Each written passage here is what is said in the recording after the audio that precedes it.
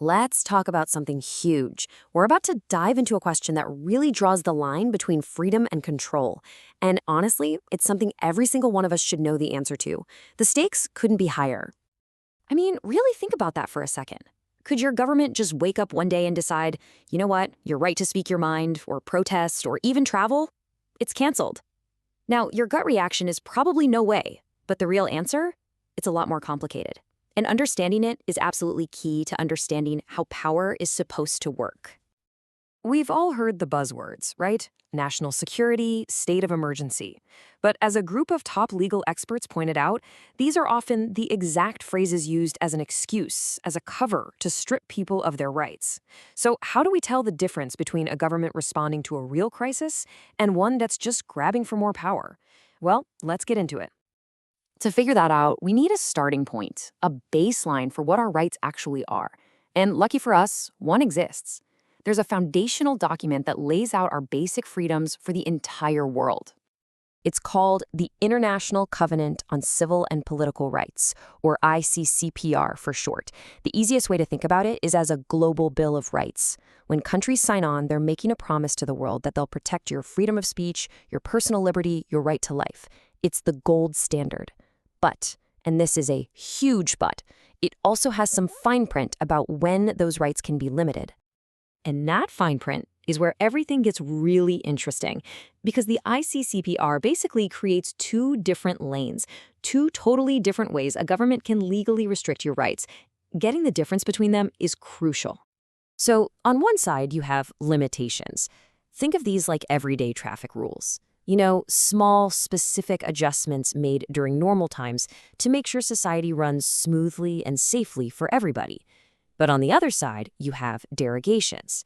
This is not a traffic rule. This is shutting down the entire highway because of a 5-alarm fire. It's a huge, drastic step, and it's only meant for genuine, short-term emergencies.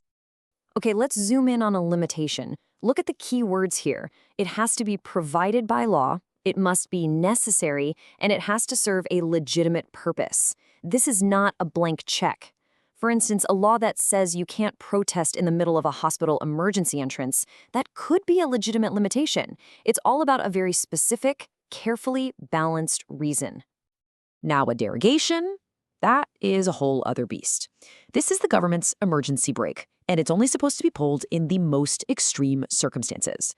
The language is so important. It has to be a public emergency that threatens the life of the nation. We're not talking about a local problem or a bad economy.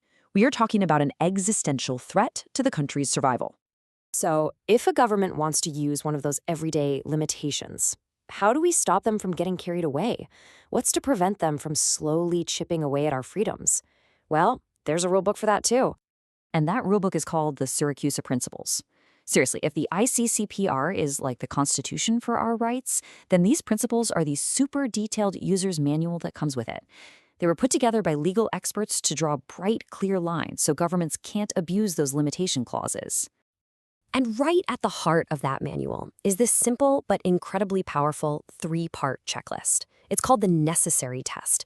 For any limitation on your rights to be legal, it has to pass all 3 of these. Is there a real pressing need for it? Is the goal legitimate? And maybe most important, is the solution proportionate to the problem? You can't use a sledgehammer to crack a nut. The cure can't be worse than the disease. Let's use a classic example, national security. It sounds super important, but it's a phrase that gets abused all the time.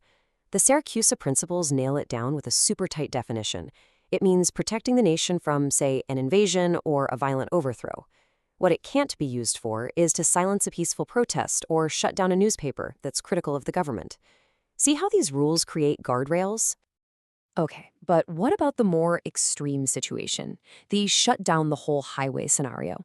What happens when a government declares a full-blown state of emergency and starts to suspend rights?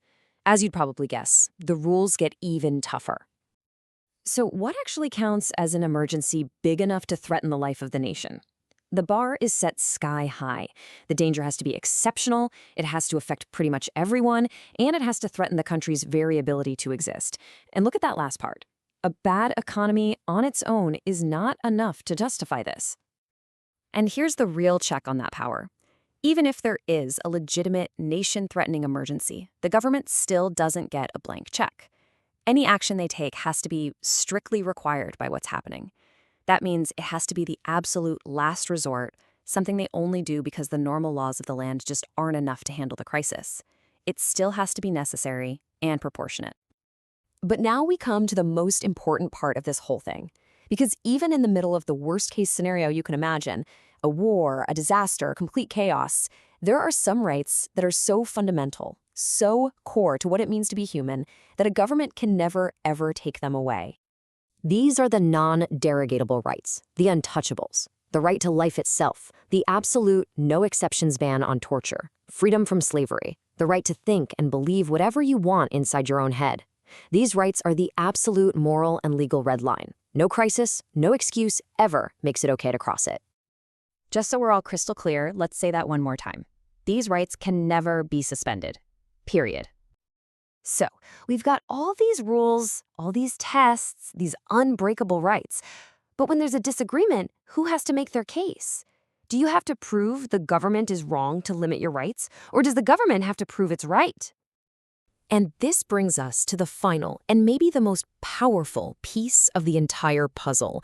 The rules are crystal clear. The burden of proof is always, always on the state.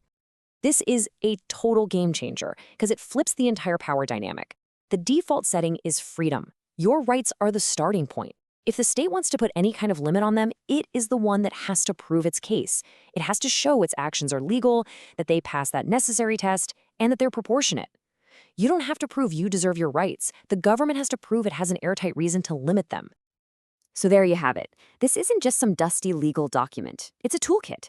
It's a powerful framework for holding power accountable, designed to protect every single one of us from tyranny when it tries to disguise itself as necessity. Now you know the rules that rulers are supposed to play by, so the only question left is, how does knowing this change the way you see the world? Thanks for watching.